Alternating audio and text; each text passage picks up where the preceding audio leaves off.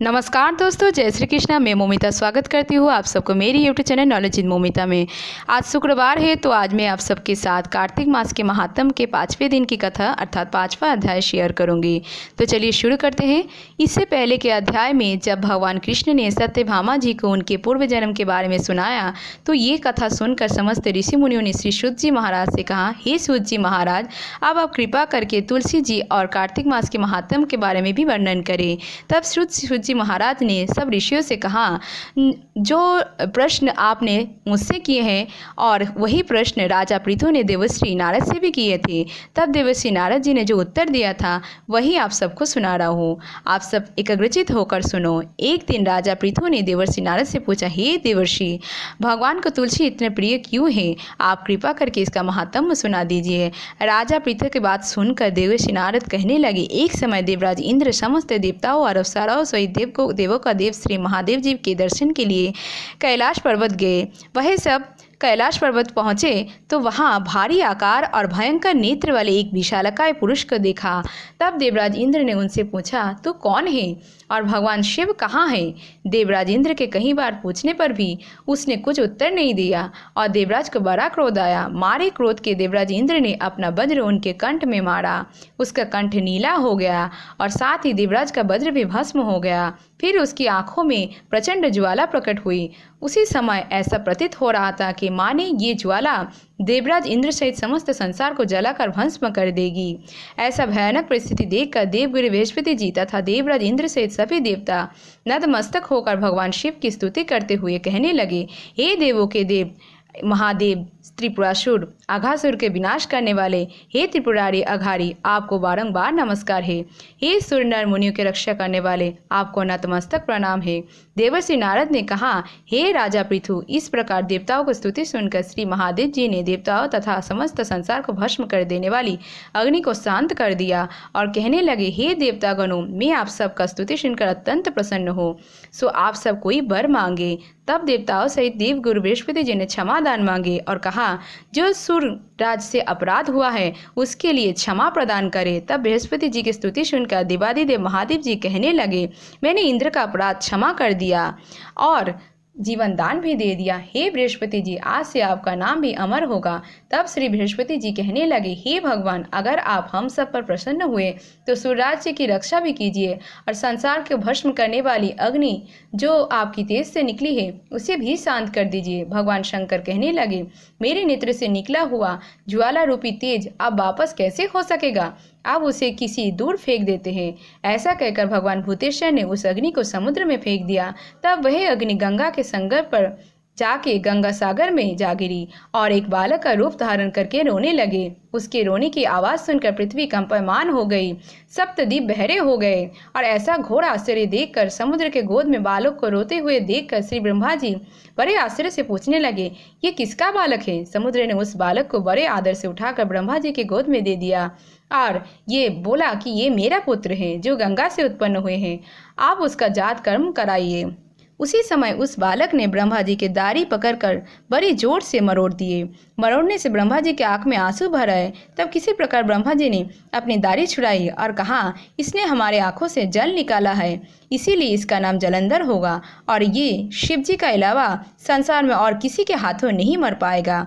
इसका कारण ये है, ये शिव जी के अंश से उत्पन्न हुआ है। ये सुनते ही वह बालक युवा हो गया। तब ब्रह्मा जी ने शुक्राचार्य जी को बुलाकर उसका राज्याभिषेक कराया और ब्रह्मा जी वहां से अंतर्धान हो गए।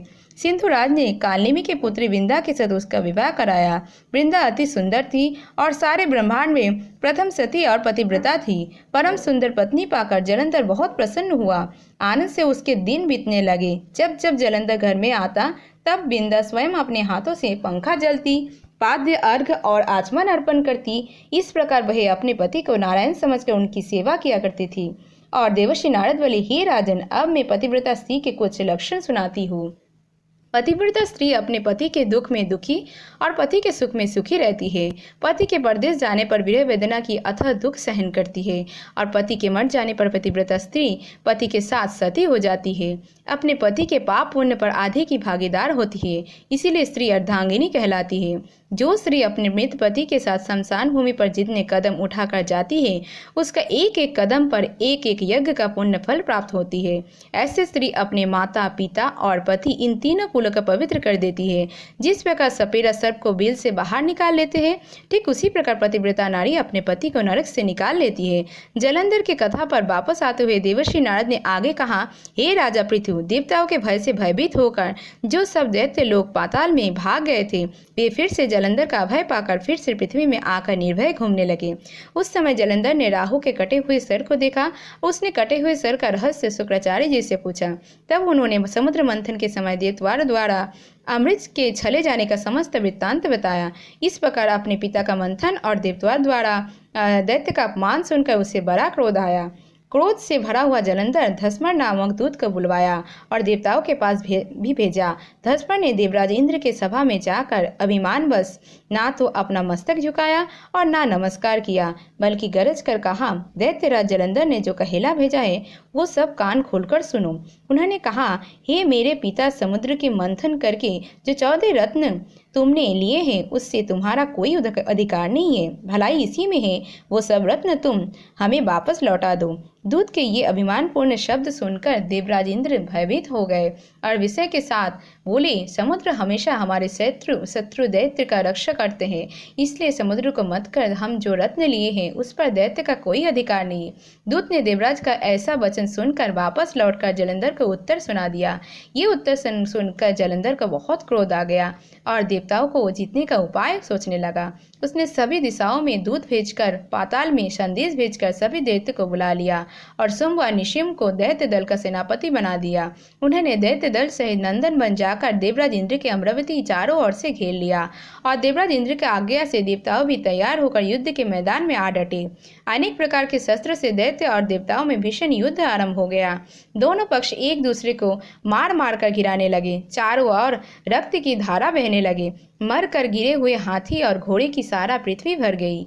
जो दैत्य समर भूमि में मर जाते थे उसके दैत्य गुरु शुक्राचार्य अपने संजीवनी विद्या द्वारा जीवित करने लगे। उधर देवगुरु बृहस्पति भी द्रोणाचाल पर्वत के दिव्य जड़ी बूटी का प्रयोग करके देवताओं को दोबारा जीवित करने लगे। जब देवगुरु बृहस्पति द्वारा जड़ी बूटियों को द्वारा देवताओं को जीवित करने का समाचार दैत्यराज जलंधर ने सुना तो उसने समस्त बलशाली दैत्य को एकत्रित करके आज्ञा दी कि द्रोणाचल पर्वत को समुद्र में फेंक दो। जलंधर का आज्ञा पाकर दैत्य द्रोणाचल पर्वत उठाकर समुद्र में फेंक दिया और फिर घोर युद्ध आरंभ कर दिया और इस युद्ध में बहुत से देवता मारे गए। तब देवगुरु बृहस्पति जी एक बार फिर संजीवनी बूटी लेने के लिए द्रोणाचल पर्वत पे गए। वहां पर संजीवनी बूटी ना पाकर और देवताओं का संहार होते हुए देखकर बहुत घबरा गए। इसके बाद का कथा जो कुछ भी हुआ है इसका वृत्तांत आप आने वाले वीडियो में सुनिएगा।